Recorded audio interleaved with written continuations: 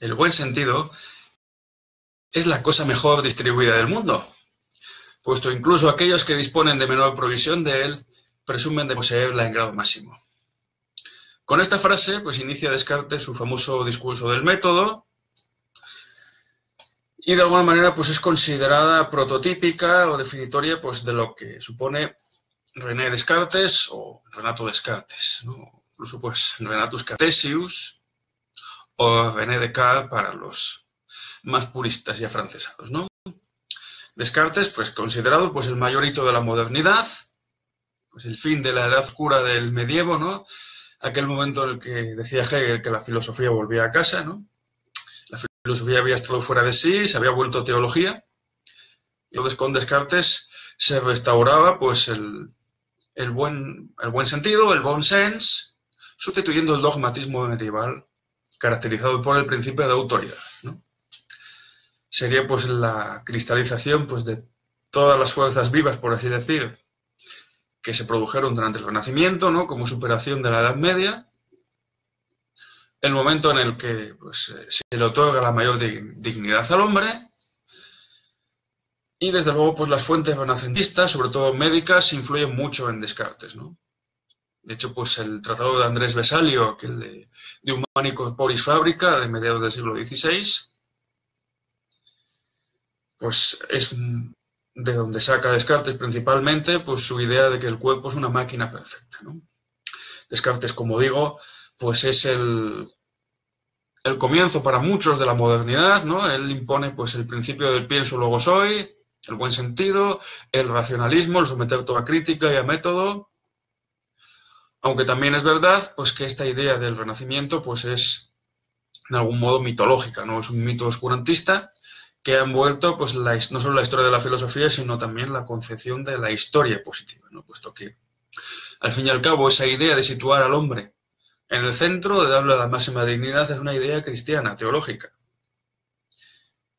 El mundo medieval, pues, no supone un mundo oscurantista, pues, salvando pues, los primeros siglos, y de hecho, pues, toda la base de lo que prepara Descartes, o mejor dicho, para ir más atrás, todo lo que prepara el Renacimiento, pues viene de las ideas teológicas cristianas que sitúan al hombre en el centro, ¿no? Pues en lugar de la parusía, en la encarnación del verbo, incluso con mayor dignidad que los ángeles, ¿no? Que son espíritus puros, pero que precisamente en virtud de la parusía, pues habrían sentido una especie de lujuria, soberbia espiritual, que decía Santo Tomás de Aquino, y habrían sido condenados por Dios, ¿no? Se habrían vuelto de ángeles a demonios, ¿no? Entonces, pues Descartes, eso sí, siguiendo pues la idea del Renacimiento y de la invención de la Edad Media, pues, como diría Ernest Christeller, de que es una época de luz frente a la oscuridad medieval, pues Descartes afirma que descubre a los antiguos, ¿no? Los que llama antiguos, que en realidad son los filósofos atomistas griegos, sobre todo Demócrito y Epicuro. Les recomienda su lectura, digamos, de forma ferviente.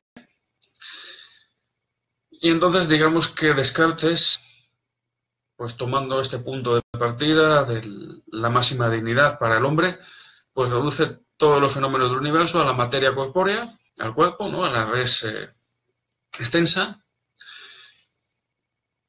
y pues al espíritu, diríamos, ¿no? A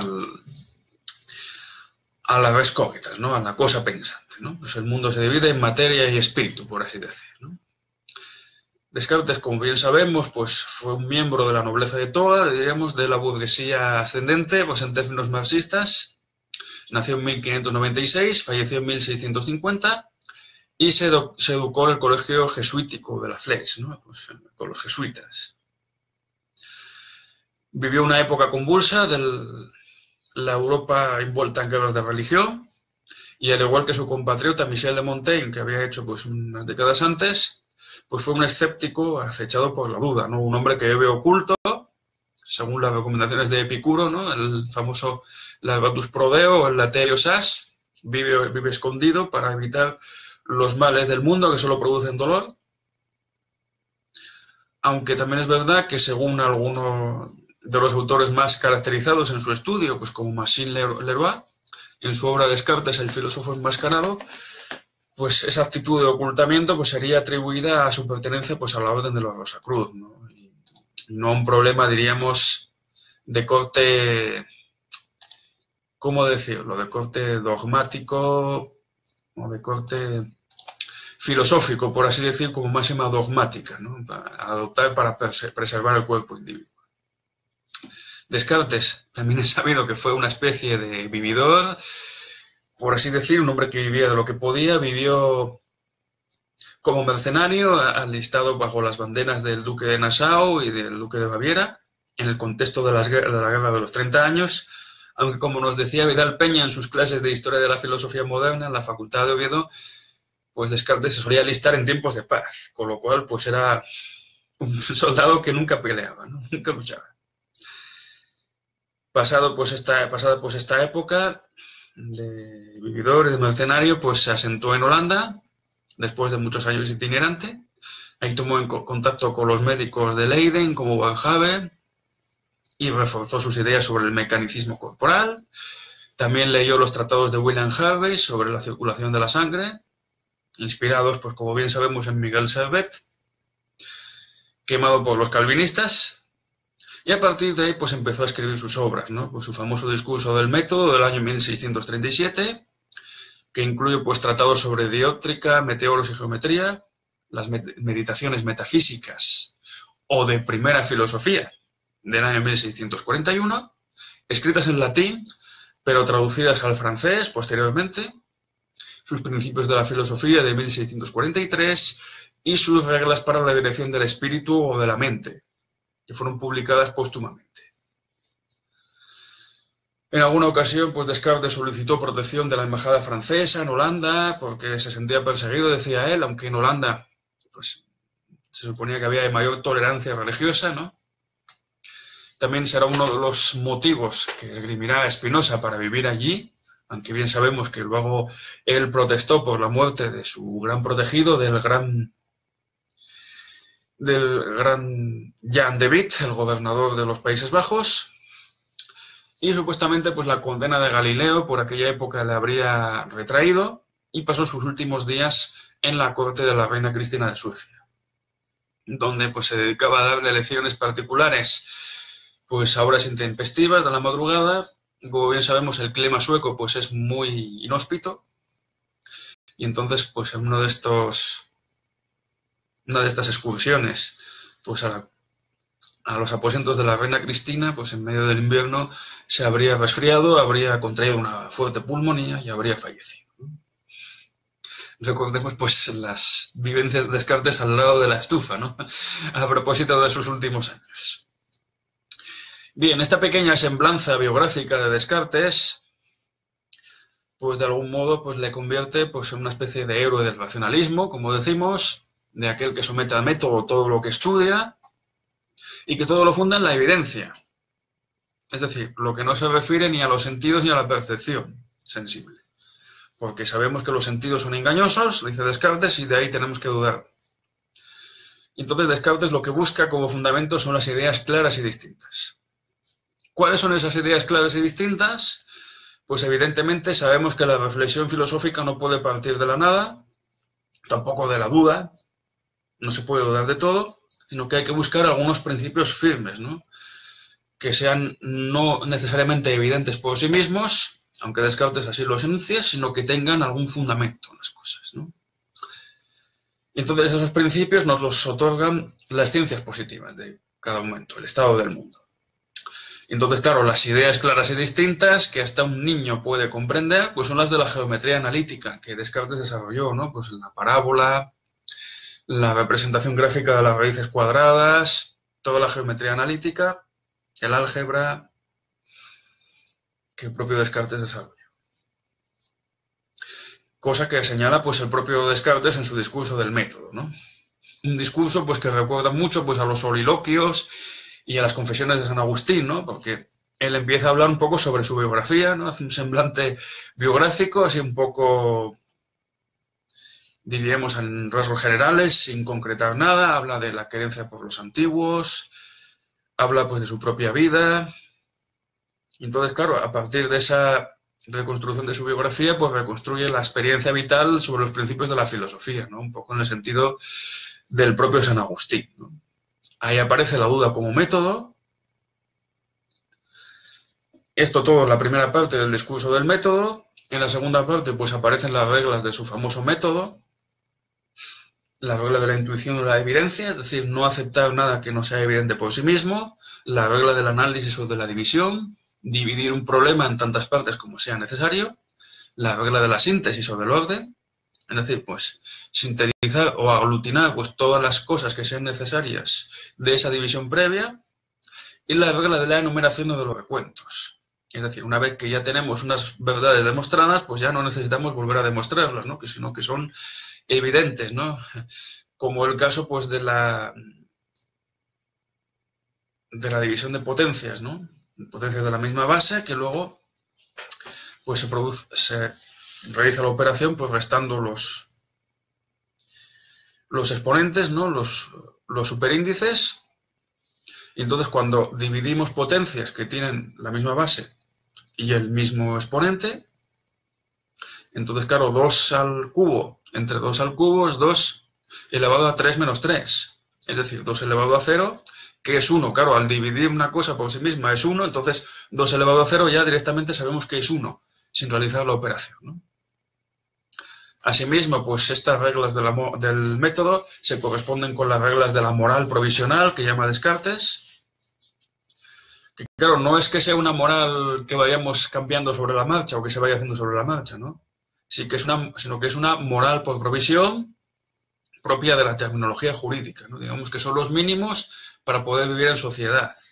Como bien nos explicaba también Vidal Peña, a propósito pues, de las reglas de la moral provisional, ¿no? Vidal Peña, pues que fue licenciado en Derecho con premio extraordinario y que desde luego sabía mucho de estos temas. Entonces, la duda sobre la propia realidad corpórea de nuestro cuerpo individual, la falibilidad de los sentidos, que ya insinúa en la cuarta parte del discurso del método, pues luego reaparece en las meditaciones metafísicas, ¿no? Y sobre ellas, sobre estas dudas, empieza a disertar sobre la existencia de un posible genio maligno que nos estaría engañando y que incluso estaría haciéndonos creer que son falsas hasta las propias verdades matemáticas, ¿no? De la geometría analítica, que son evidentes por sí mismas.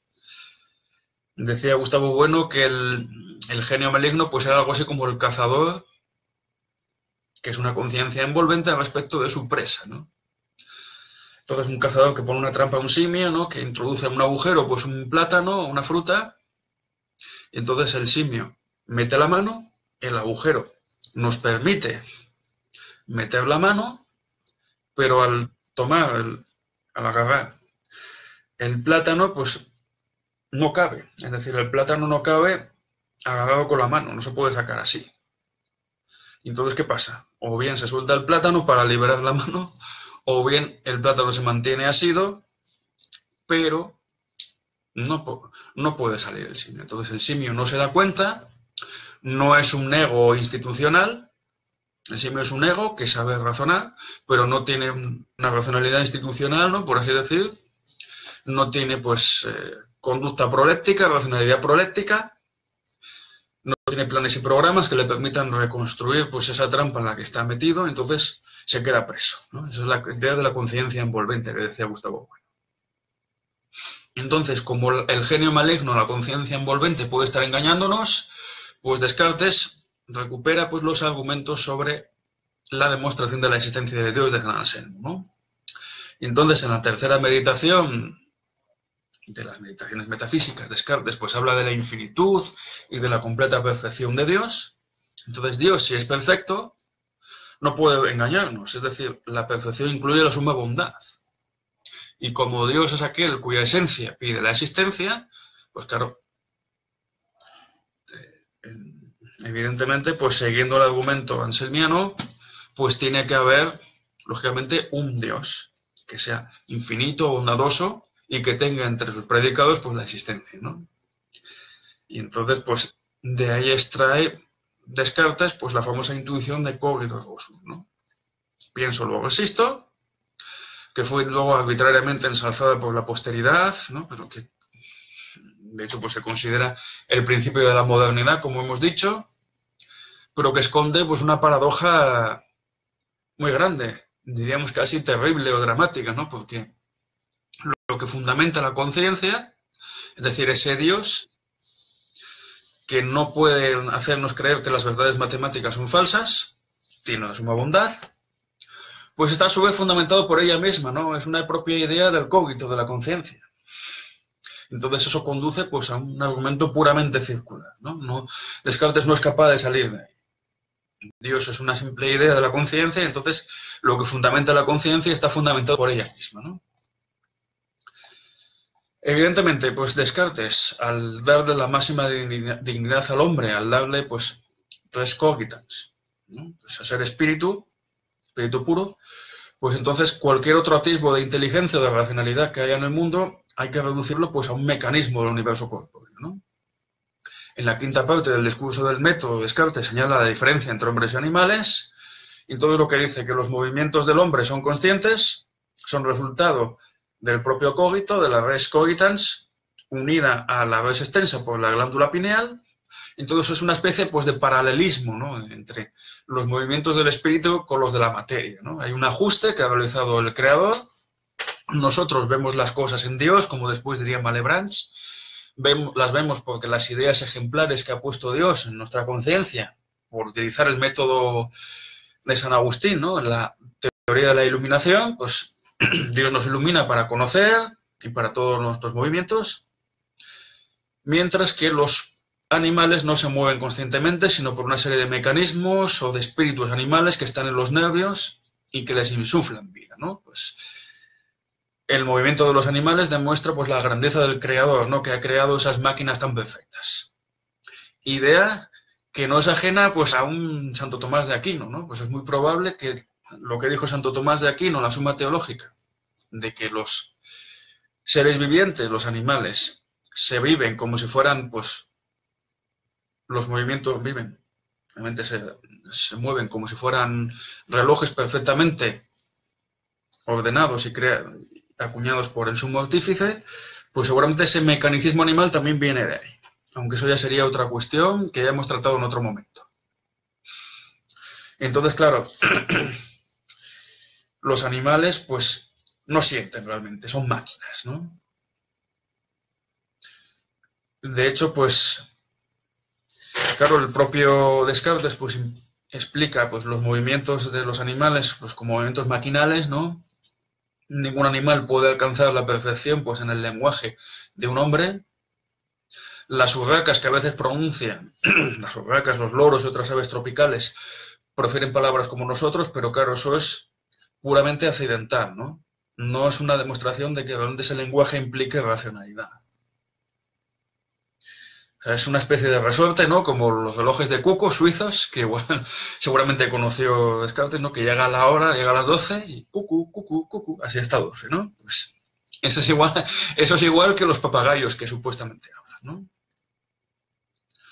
Entonces, el mecanicismo corpóreo, la idea de que los cuerpos vivientes son obras perfectas de sumo artífice, pues se recupera en la sexta meditación.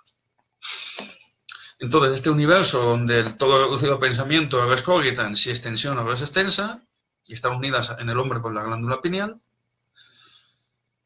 pues su movimiento está garantizado porque la cantidad de movimiento, por así decir, el producto de la masa por la velocidad, que diríamos en términos científicos, pues se mantiene constante. Algo que luego negará Leibniz, y que para Descartes es el resultado de que Dios ha dado el primer empuje al universo, el papirotazo, y luego pues lo ha dejado que todo siga así, ¿no?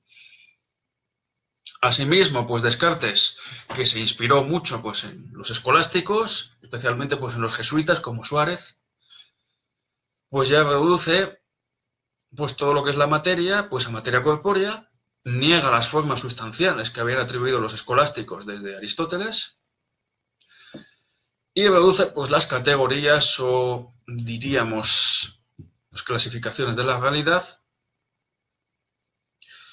siguiendo pues el proceso iniciado por los nominalistas, ¿no? Que negaban que los universales pues fueran previos a las cosas, sino que los universales están en las cosas mismas, pues reduce lo que son las categorías a dos: la sustancia, pero ¿qué sustancia corpórea?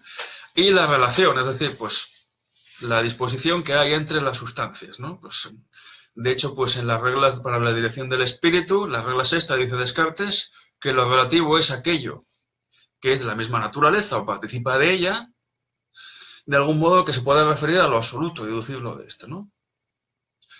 Claro, y de ahí salen las relaciones. Es decir, dependiente, efecto, claro.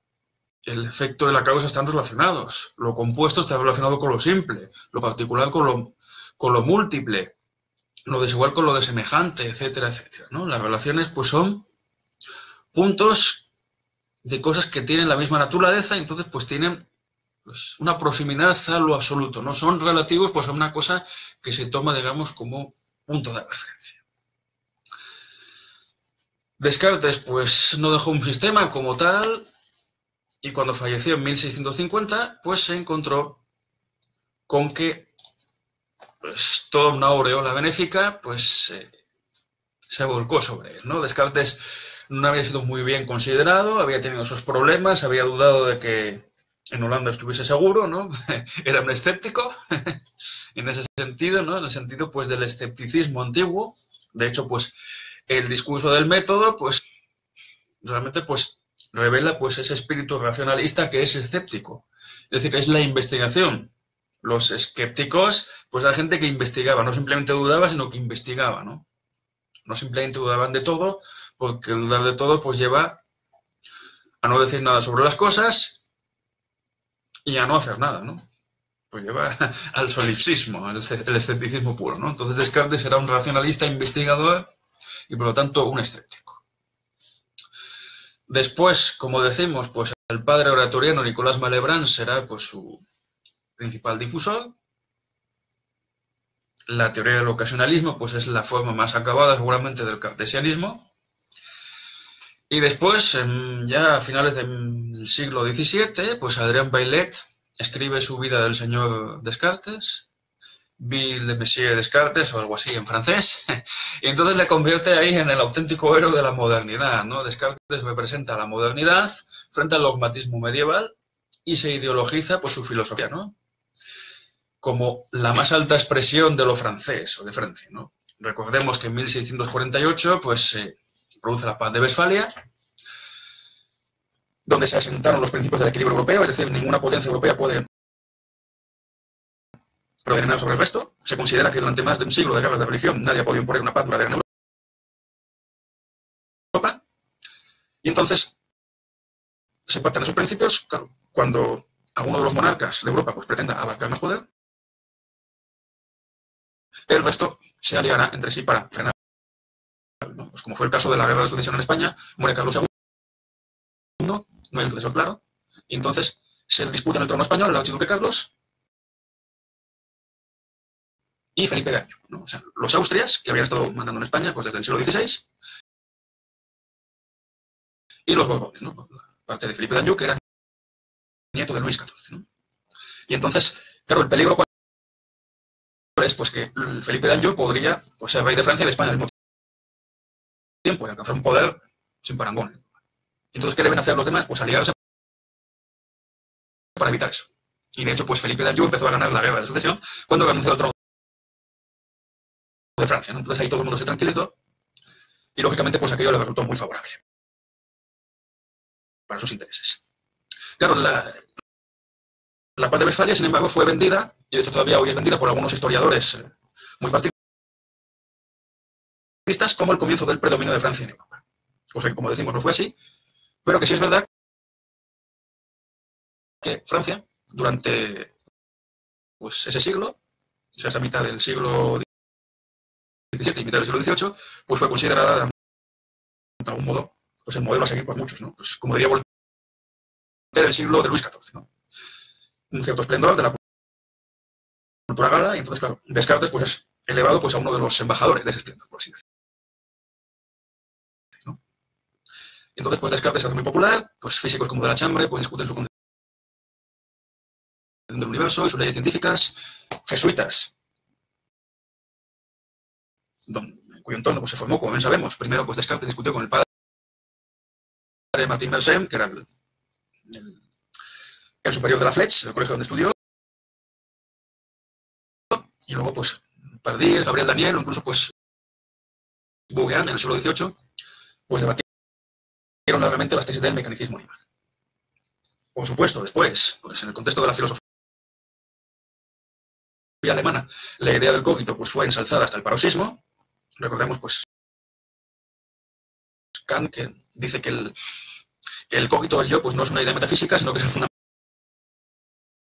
del fondo de la filosofía, el sujeto trascendental, no es un silogismo, por lo tanto no entra dentro de la dialéctica trascendental.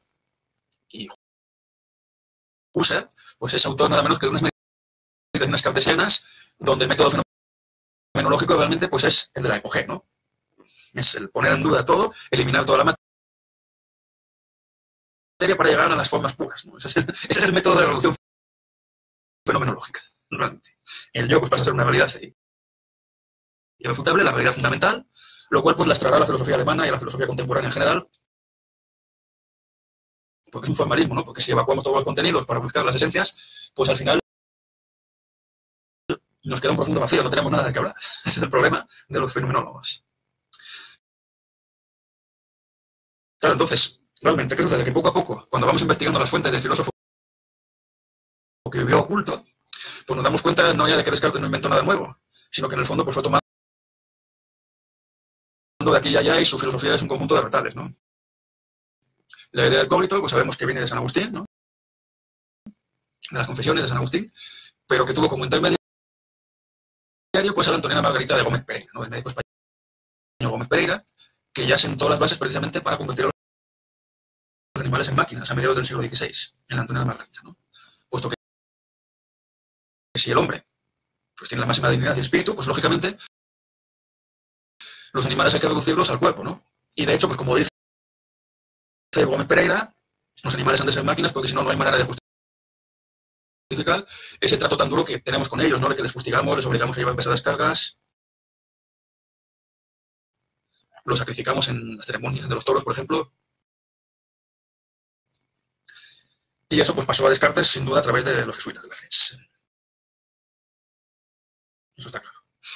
Evidentemente, pues la idea de San Agustín, de las confesiones, o pues el famoso diálogo contra los académicos, donde ataca el escepticismo, pues de ahí viene lo del cogito ergo sum, algo reconocido plenamente hoy día, ¿no? Pues especialistas en Descartes como Marcial Guerul pues lo reconocen, pero es que incluso las influencias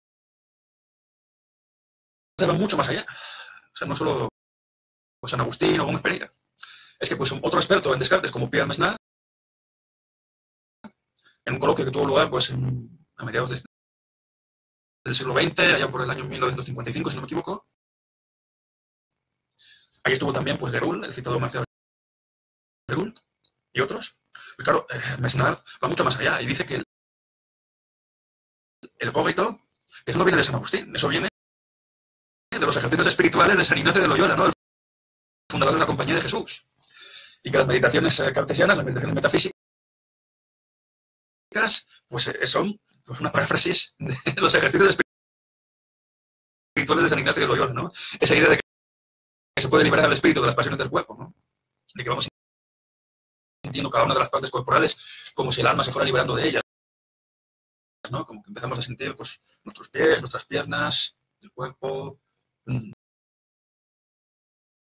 bajo vientre, el latido del corazón, los impulsos de nuestro cerebro por todo el cuerpo, y que nos vamos relajando, relajando, y llega un momento que el espíritu pues, se separa del cuerpo, ¿no? El alma se libera del cuerpo, ¿no? O como decía, bueno, claro, empezamos a reflexionar, a reflexionar, a reflexionar, y entonces como necesitamos una cierta actividad, una cierta tensión para cualquier cosa, incluso para ver la televisión, pues reflexionamos, reflexionamos y reflexionamos. Llega un momento que dejamos de hacer nada y entramos en un profundo sueño, ¿no? Nos relajamos de golpe. Y luego, pues no hay que olvidar, desde luego, que la propia estructura filosófica del cartesianismo se sostiene en las disputaciones metafísicas del jesuita Francisco Suárez, ¿no? Porque las sustancias inmateriales creadas, que como no tienen contacto con la materia, no son corpóreas. Y como bien sabemos, pues para razonar necesitamos del cuerpo, ¿no? De operaciones manuales o de operaciones sensibles, pues claro, los ángeles, esas sustancias inmateriales creadas, que dice Suárez, pues razonan por golpes de inteligencia, no por intuiciones, ¿no? Son como el cogito cartesiano, ¿no? Y son la mejor muestra de dónde sacó Descartes lo del cogito, ¿no? Como idea verdaderísima, intuición, ¿no? Pues viene de ahí. Entonces, en resumen, Descartes no puede ser considerado un autor moderno, porque su concepción incluso pues, de algunas materias que cobrarían auge en la modernidad, como la historia y su estudio, pues para Descartes son un saber inútil, ¿no? Son cosas contingentes, inciertas, y entonces, pues claro, como no son ideas claras y distintas, las de la historia, pues no merecen la pena, no merecen el más mínimo estudio. Y entonces, claro, Descartes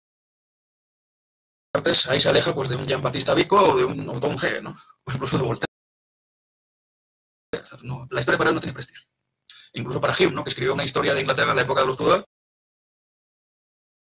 pues Hume, que era escéptico, pues sigue una vía diferente a Descartes en este caso. Entonces, ¿qué pasa? Pues Descartes, que no es un autor moderno, ¿no? Descartes, en el fondo, pese a toda la mascarada ideología que se ha construido alrededor de su vida y de su obra, pues en realidad es un hijo del fideísmo medieval, ¿no? A estas nociones propias del voluntarismo divino, propio pues, de un Guillermo de Ockham, ¿no? Que Dios creó el mundo por un acto de voluntad y no porque fuera algo racional que pidiera su necesidad, ¿no? Como era posible, pues tenía que existir, ¿no? Como diría un San Anselmo, bueno, San Anselmo en el fondo pues es un fideísta, porque invoca a Dios antes de demostrar su existencia. O sea, que no serían las ideas de un Santo Tomás de Aquino, los racionalistas, sino que sería una cosa puramente voluntaristas, ¿no? Todo ello pues lo mezcla con las lecturas de los atomistas clásicos, y avances científicos de la época, aunque como bien decía Bueno, cuando estaba en Salamanca y presentó a Descartes como gran científico, en sus años de cerezo, ¿no? Como decía Bueno, pues un matemático le dijo, no, pero si esto es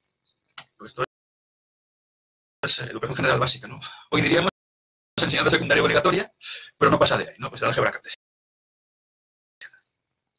E incluso pues, podríamos sentenciar aquello que decía el obispo de Abranches a finales del siglo XVII, Pedro Daniel Boete, en su censura de la filosofía cartesiana, ¿no? Aquello de que el cartesianismo, pues en el fondo no sería más que una mezcla del argumento ontológico de San Anselmo, del cogito de San Agustín, de las enseñanzas atomistas y de una cierta y peculiar reconstrucción de los principios iniciados por Kepler y Giordano Bruno sobre su concepción del universo.